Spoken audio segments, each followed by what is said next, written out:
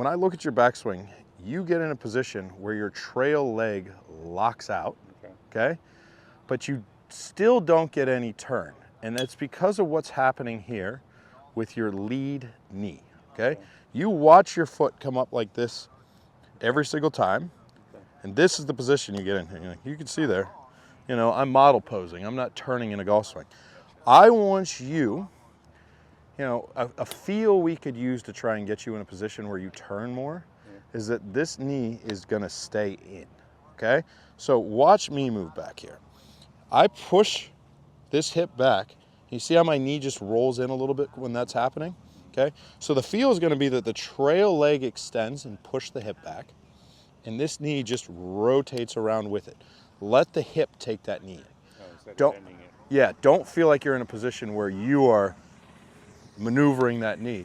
Just let it roll with the hip. So set up there, let's try it. We're not gonna hit a ball. I'm gonna get behind you, okay? I'm gonna move your knees for you. 3, 2, 1. There you go, do it again. Turn, there you go, turn, boom, boom. I'm far enough back, but try and feel like you're gonna get your right cheek into my face, okay? I won't suffer anything. There you go, do it again. Feel that load up there? Feel how neutral your legs are when you're doing it too? Feel, yeah. Does it really feel like all the pressure's moving into the right leg when you do that? It does. Okay. Get out of the way. Yep. Now that's going to put you in a position where those hands get farther behind you in your backswing. Does that make sense? And the shoulders follow the hips? Yep. Shoulders are going with it, with everything. They're going to crank more than the hips, okay?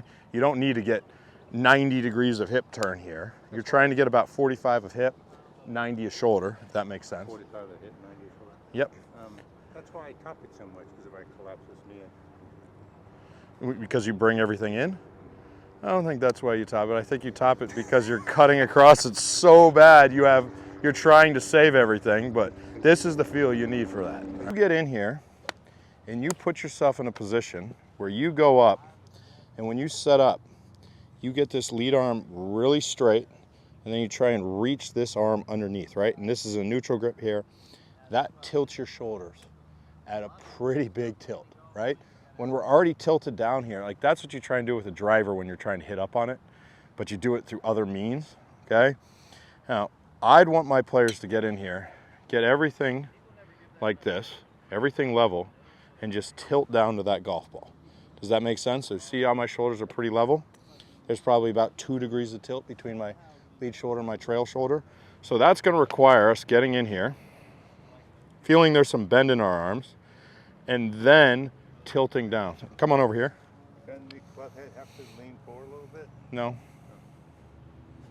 Okay, get your grip on there. Okay, so see how your arms folded there? Soft. Now, get your feet shoulder width apart. Tilt down to that golf ball. Beautiful. Now, whoop, you went back to your normal tilts. Get up straight again. Get up dead straight. Hold it out in front of you. Okay. Now, just tilt down. Oh, yeah. No, hold it out in front of you. See how you don't need to bend it like that. Just let it hold like that, right there. Okay. Now tilt straight down to that golf ball. Boom. Let it hang down. See that tilt? See how everything's pretty neutral there? Now stay where you are. Really? Barely any tilt. There you go. Yep. That's how you need it. You need to do that tilt down every single time in the beginning to get it. Don't lean it forward like that. It does nothing for you. Really? No. So look, here. If I get in there, watch this. Stand right there. If I want to return with forward shaft lean, right? I want to feel as though my chest is pushing me into that position, okay?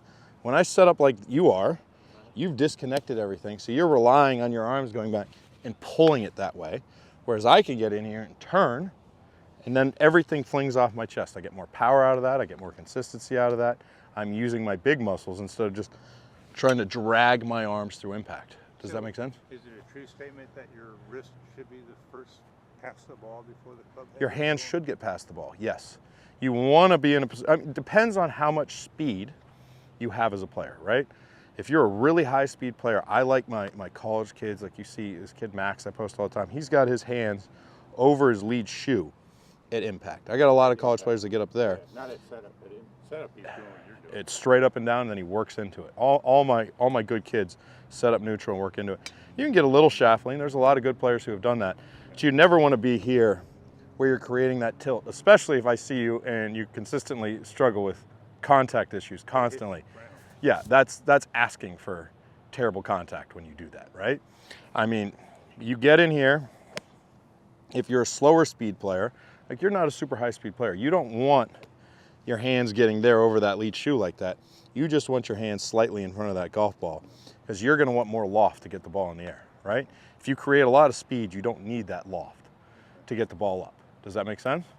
So go ahead and grab it, get everything neutral, and tilt straight down to that golf ball. There you go. There you go. Hey guys, if you enjoyed that video, please like, comment, and subscribe. I greatly appreciate every single one of you. I come out with new content every Saturday, Sunday, and Wednesday. Thanks a lot, you guys.